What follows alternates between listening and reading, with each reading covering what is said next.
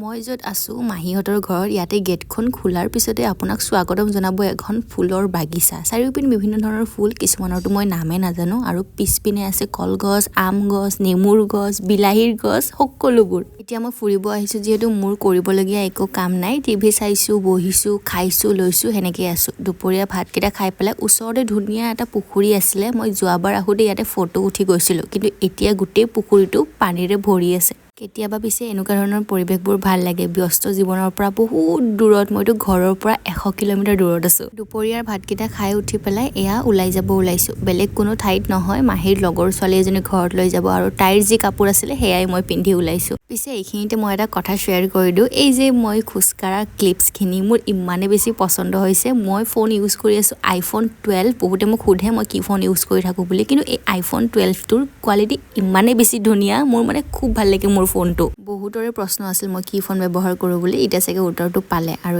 এয়া সন্ধিয়া ফুৰি চাকি আহি পেলাই চিপছ লৈ আহিছিলো সেই ধুনীয়াকৈ চাট বনাই খালো আমি গোটেইবিলাকে আৰু ৰাতি এয়া ভাত আজিলৈ মানে বাই বাই